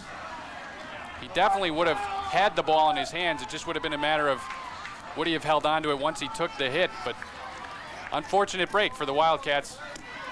From the 37-yard line, handoff to John Dervishian, and he will gain 4 to the 41-yard line. It'll be 2nd and 6. 1:14 and counting remaining in the first half. Stevenson in no hurry, though, although they do have all 3 timeouts remaining. I think they're going to wait and see what happens on this play. If they can pick up a first down, then they'll start utilizing their timeouts. Handoff again to Dervishian. Dervishian near side is brought down by Horvath at the 43 after a 2-yard gain, and now it'll be 3rd and 4. Coach K for Libertyville definitely has his team concentrating on that move again. That's the one that play worked for the 2nd touchdown for Stevenson, faking the ball to the first back through, then hitting Dervishian coming off the left side of the line. And the last couple times they've tried that, Libertyville has been there with a slew of defenders. Libertyville, in fact, calls the timeout and not Stevenson. The first timeout of the half by either team with 42 seconds remaining in the first half. They hope for possibly an incompletion, which would result in a 3rd down stoppage, and they'd have a chance to get a punt return and have a few cracks at it. All in all, it's been an exciting first half. We've had a few big plays. There you see Bill Mitz in his 16th year as head coach. Bill is going for his 99th career win here at Stevenson. Coming into this contest, he is 98-55. And by the way, Stevenson has a 30-game winning streak in conference play at stake going back a few years. Libertyville had a chance to knock them off last year at home. They were leading 14-0 at half, only to lose 21-14, giving up 3 second-half touchdowns. Zervik on the quarterback keeper, and he is held short of a first down. It'll be 4th and about 2 at the 45. A gain of 1. You see Libertyville using another one of their timeouts, thinking they can get the ball back. Stevenson goes with the punt. I assume they will, being on their side of the field. 4th and more like 3 is what they need for the first down. Libertyville looking to get it back, possibly having a rush on the punter, hoping for something there. You got to like their aggressive calling. Curtis Zervik is on the sidelines. It looks like he has some kind of an injury. Hopefully Andrew Shannock may have a report for us before the end of the half or maybe early in the second half. Looks like they're working on the left shoulder. Something with the left arm, left shoulder is what the trainer is holding. He's going off the field, Zervik, so that could be a tough blow. We'll have to see what happens come the second half. Surprisingly, Stevenson is lining up to go for it. Branko Vajda. This is a very interesting call, especially with the big play capability of Libertyville with Harrington to Hamlet as a connection. Well, it certainly doesn't surprise me. Over the past couple years, Bill Mitz hasn't been hesitant to go for 4th down no matter where they've been on the field. Branko Vajda is into the lineup. Handoff to Riley, and he will have the first down at the 48. Looks like he picked it up by half a yard. That's the confidence of the coach in his offensive line. Didn't pick it up by much, but it looks like he got just enough. It is a first down for Stevenson. 29 seconds to go in the first half. Now it'll be an interesting call. Now it's Stevenson's turn to see if they want to be a little aggressive, try to put some more points on the board and use their timeouts, or if they'll just run out the clock. Branko Vajda in relief of the, for the time being, injured Curtis Zervik, is 6 foot and a junior. Handoff, Joe Marth inside the 40. One man to beat, he's brought down at the 25. A gain of 27. Coach Mitz immediately calls timeout, so it's a game of chess between the two headmen of each team. And that 4th down play is what turned the tide. Coach K for Libertyville thinking he's got him stopped using his timeouts, hoping to get the ball back. Stevenson picking up the 4th down, now a big run by Marth, and now Coach Mitz calling timeout. 9 seconds left. They do have timeouts available, so he's open to any options as far as offensive play calling. And they can get that timeout called, possibly take a chance at a field goal. It would be a long one and the wind in the face, but you've got some chance for some more points. You might as well try to tack them on. 9 seconds remaining in the first half. That was a 27-yard gain by Joe Marth, who now has 4 carries in the first half for 59 yards. There you see the big crowd, or part of the big crowd rather, here at Stevenson High School in Lincolnshire. It figured to be that way. Always a big rivalry between the two schools, Liberty and Stevenson, in the North Suburban Conference. Well, they've got Riley lined up as a receiver on the near sideline, and they're looking for him. He's Riley's, open. he's open, but it was about 5 yards too far in front of him, and that stops the clock with 5 seconds remaining in the half. Well, we will see in the second half how things materialize, what the injury will be, what appears to be a shoulder injury to Curtis Zervik, how that will affect the game. Will we see more passing with Vajda, or will we see just as much running? Only time will tell, but the main thing is we hope that Curtis is okay. I think it also will depend on the score of the game, whether or not they're going to run or pass. Vajda throws, and it's deflected, and it's caught for a touchdown with no time remaining on the clock to Struby. Wow, that's the play of the day, Lee. There's a flag on the field. Oh, I think it's coming back. I think that's going to be the end of the half.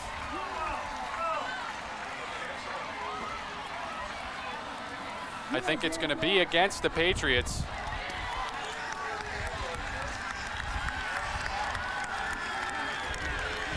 Yeah, the call is going against the Patriots. It's going to be holding, I believe, nullifying the touchdown.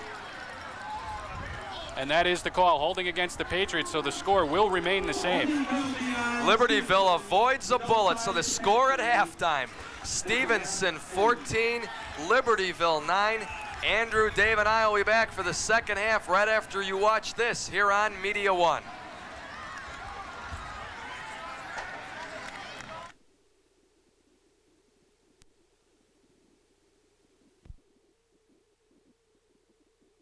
Leading by 5. Let's quickly go down onto the field with a report of the injured Curtis Zervik, who sustained that injury late in the first half. Let's send it to Andrew Shannock. Fellas, the last possession for Stevenson, a costly one. Curtis Zervik, the quarterback, out. He hurt his left shoulder. Details are a little sketchy right now. He will not return tonight. His status for next week, unknown. So Stevenson will have to win this game without their star quarterback, Curtis Zervik. Back up to you, Lee. Okay, thank you very much, Andrew. Curtis Zervik will not be in the lineup, obviously, in the second half, and it's going to be up to Branko Vajda, who came in the lineup late in the second half to hold on to this Stevenson lead in this crucial North Suburban Conference. By the way, there was one final play before halftime. Ironically, there was a penalty against Stevenson which negated the touchdown pass, which was deflected into the arms of Struby. And it should end on a defensive penalty, but on the offense, they brought it back 10 yards and gave Stevenson, which we did not see, another play which should not have happened.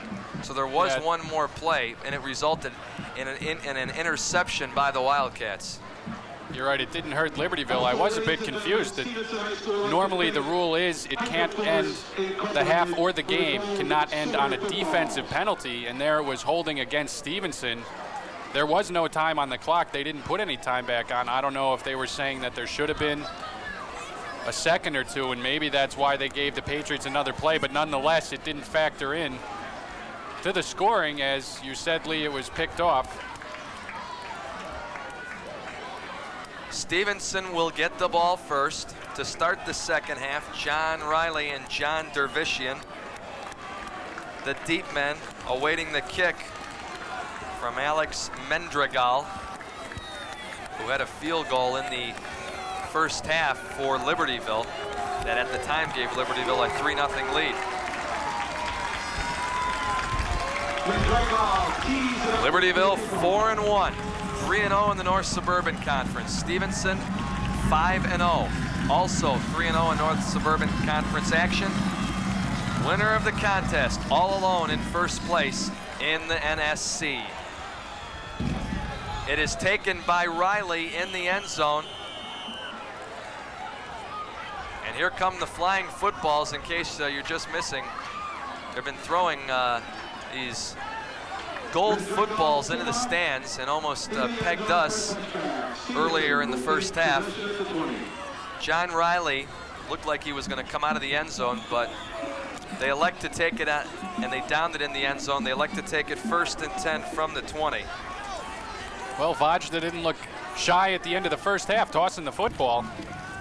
Vajda, handoff to Marth. It was a fake handoff to Riley, then he gave it to the second man in the backfield, Marth, and he gains 2 to the 22. It'll be 2nd and 8. Zervik on the sideline for the Patriots. He's got the pads and the jersey off. That left shoulder wrapped rather severely. Obviously, he won't be back in the game. And hopefully for Stevenson, it won't be too severe of an injury that'll miss a lot of action. Fumble. As it was a pitch back, it looked like it was intended for Marth, but instead Vajda pounced on it back at the 21, a loss of 1. This could be the big fear for Coach Mitz, the new quarterback into the scheme of things. There you see the loose ball on the ground. They're able to get it back. No turnovers so far in the game. It's 3rd and 9. Handoff Riley. Riley, he'll only gain about 3 to the 24. It's 4th and 6, and on this situation with a different quarterback, Bill Mitz is going to punt it away. Yeah, I think he would have punted away in this situation anyway, even if Zervik was in the game. They're deep in their own territory. Punting into the wind. For Libertyville, this is exactly how they wanted to start the second half. It almost turned out to be disastrous on that deflection for a touchdown, but that was negated by the penalty at the end of the first half, and now they have a chance here to have excellent field position. Ryan Slowick attempting his first punt. You can see the wind moving it back and taking a huge Libertyville bounce. Joe Marth finally knocking it down for right about the 30-yard line.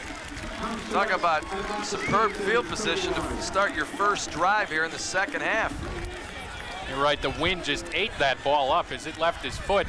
It should have carried to at least midfield, and it didn't even reach the Stevenson 40-yard line, and then took that bad bounce as far as the Patriots are concerned, and Libertyville in prime shape here to start the second half. The ball marked at the 31-yard line. J.C. Harrington, the quarterback, hands it off to Pfiffner. How is he able to get away from that one? He should have lost about 4, but instead gets back to about the line of scrimmage. No gain to the 31. Pfiffner had 57 yards rushing on 10 carries in the first half to lead Libertyville. They had 96 yards rushing as a team, 66-yard passing, 142 yards of total offense. Stevenson with 170 yards of total offense. And Lee, you see what Stevenson is working on the sidelines here, the snap exchange. Coach Mitz wants to solve that problem so it doesn't happen again. Pfiffner, again the ball carrier, and he will be brought down at the 26-yard line. He gains 5. It'll be 3rd and 5. The gain is about 5 yards. This is an interesting situation for the Wildcats. It could be 2-down territory. Their kicker already hit 1 field goal for their first score of the game.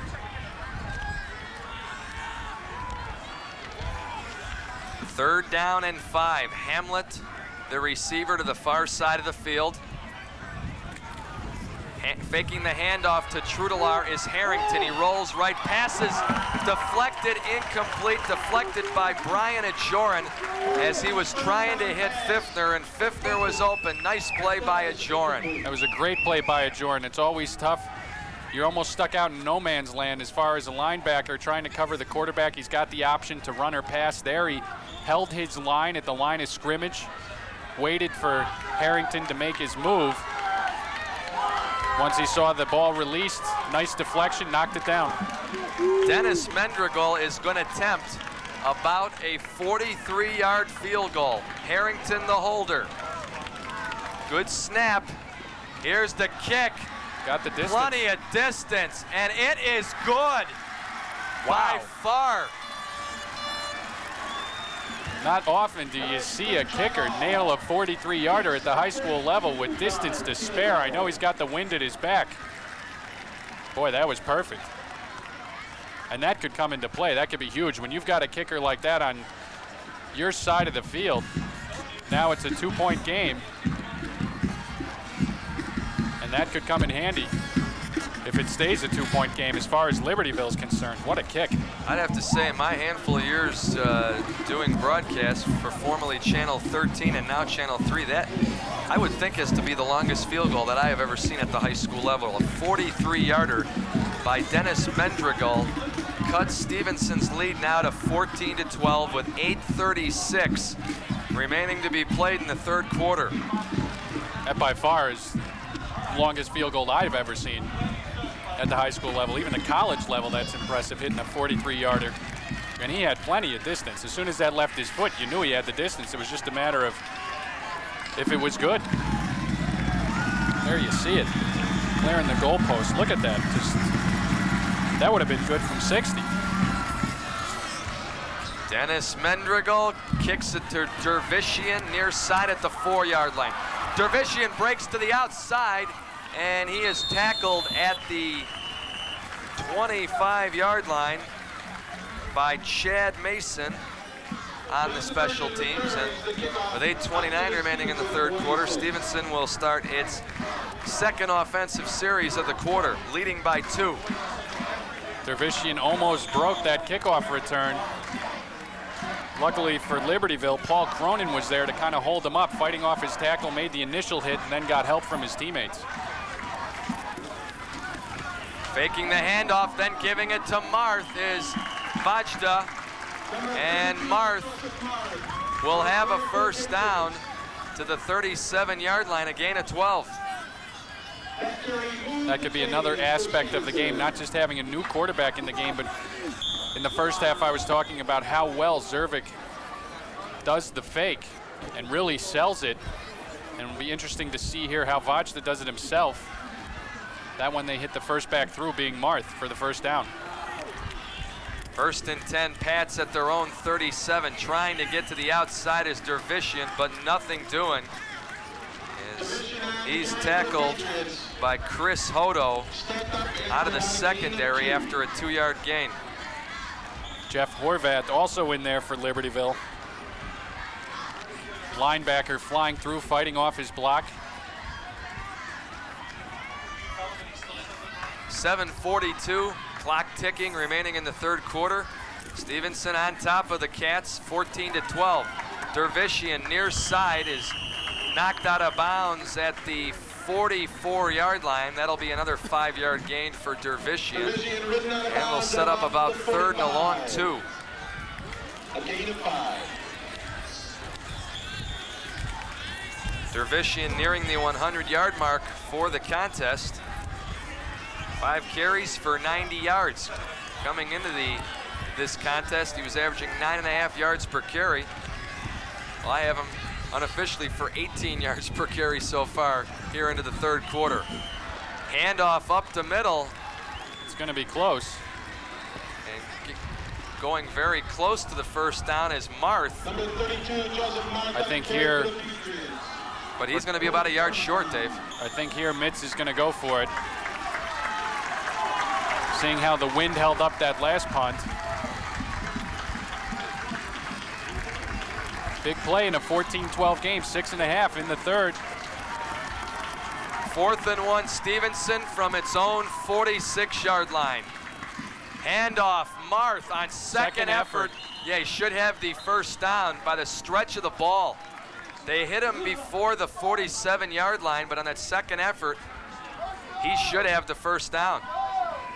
Oh boy, did Stevenson not get a very good spot there.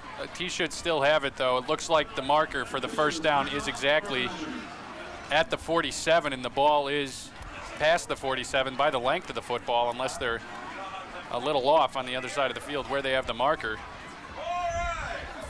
Oh, they probably put it down before he made that extra stretch as his knee was already down. It is a first down by at least the length of the football. So Stevenson will get 4 new downs with 6:22 remaining in the third quarter. And the Patriots continuing to lead the Libertyville Wildcats 14-12. It's 1st and 10. Stevenson from its own 47-yard line. The Patriots continue in the double tight end, triple backfield. Faking the handoff is Vajda, giving it to Riley, and Riley will gain 5 to the 48-yard line of Libertyville. Nice hole opened up on the right side of that Stevenson line. I like the way Riley really hits the holes. No hesitation, just goes in hard and quick. Curtis Zervik, in case you're just joining us, out with the injury. Branko Vajda, as we will be going to Andrew Shannock following this next play, as it's 2nd and 5. And there goes Marth. One man to beat. He's finally brought down at the 27. A gain of 21 more for Joe Marth. Let's send it down onto the field. Once again, here's Andrew Shannock. Guys, we talked about the wind in the first half. It's becoming more of a factor. It's picked up. You saw Slowick's punt get completely knocked down. And then the field goal by Libertyville was beautiful from about 40 yards. The Libertyville sidelines wants to take control of this game in this quarter. They're going with the wind. Right now, they're not succeeding. Back upstairs. Okay, thank you very much, Andrew. Just like that, It's a Joe Marth touchdown. Boy, you barely have time for an interview. And another touchdown for Joe Marth. 27-yard touchdown, his second 27-yard TD of the game, and he's now over 100 yards rushing for the game. It's tough to keep track of all these backs for Stevenson. You don't know who's getting the ball. There, Marth again. Threw on the left side, just hits that hole like a bullet. And Stevenson responds, trying to increase their lead to 9. Lions ready to attempt the extra point, and it is good. So it's now a situation, if had he missed it, Libertyville could tie it with a touchdown and 2-point conversion. Instead, Libertyville needs at least 2 scores to tie it or take the lead. It's now, as you see it on the screen, a Stevenson 9-point lead, 21-12. That, by the way, the second 27-yard touchdown run for Joe Marth in the game was his 8th touchdown of the year. He now has, for the game, 10 carries for 123 yards. Good for just over 12 yards per carry.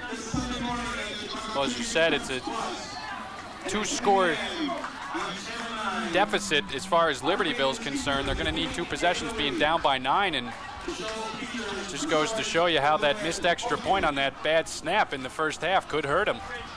If they hit that extra point, it's a 21-13 game, and as you said, a touchdown, 2-point conversion could have them tied the game, but now Libertyville needs to get 2 scores, touchdown and a field goal, and they certainly have the kicker to do it.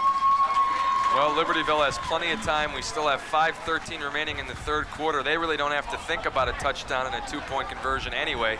Just have to think of a score, because they still have the whole fourth quarter. A short kick, much of that again attributed to the wind. And Libertyville will start in good field position at their own 35-yard line, as once again those yellow flying balls make their way up toward us. I think Cameron had the duck. Cameron shooting Jenkins from the perch, and they're tossing them up at her. Yeah, she has no cover. We at least have partial cover.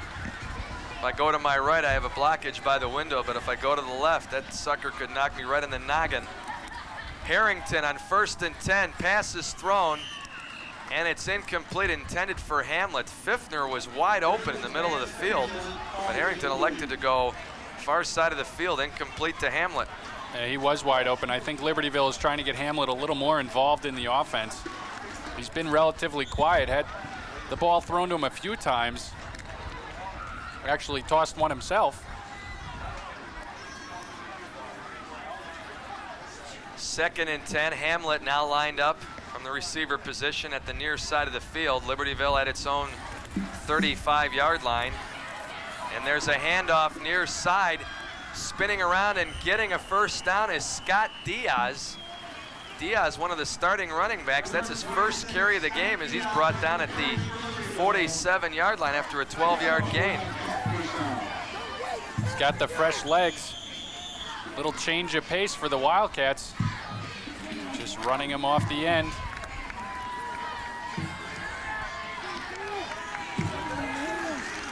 First and 10, Wildcats at their own 47-yard line. There you see Diaz's run. Gets into the backfield once he beats DeMarco around the corner. Chris Pfiffner, following the replay, is into Stevenson territory as he is, looks like it appears he will have a first down to the 43-yard line of Stevenson.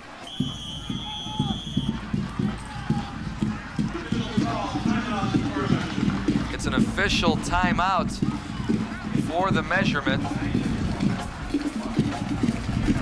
as it's going to be 2nd down and very short as the Wildcats already lining up for the next play. They didn't pay any attention to the chain game. They're eager to go. They're going to be just short, as you see by that shot. Nope, first down. Oh, it is a first down. I beg your pardon. Looked like from that shot initially that he was short, but it is a first down. By the nose. Libertyville looking to respond here. As you said, Lee, they have plenty of time. Unfortunately, they seem to be trading scores with Stevenson. 4:20 and counting remaining in the third quarter. Stevenson leading by 9. It's 1st and 10. Harrington falls down. Unfortunately for JC, and the play is blown down at the 47-yard line, a loss of 4. We saw in the first half, late in the first half, on a 4th down play, Brian Hamlet losing his footing, and it probably would have been a converted pass. And there you see Hamlet backtracking, falls down on his keister for a 4-yard loss back to the 47 in Stevenson territory, 2nd and 14. They got 3 receivers to the near side. Harrington goes the other way. Pfiffner just took his eye off the ball, it appeared. Wanted to run with it before he caught it. Just a simple fundamental error that you see all the time at all levels. And now it's 3rd and 14. That's a case where it's a little easier said than done, as he sees the defensive back coming up ready to make a pop on him. And sometimes your eyes start to wander as you get a little nervous. Harrington has incompleted his last 5 passes going back to the end of the first half. He's now 5 for 15 through the air for 66 yards. It's 3rd and 14.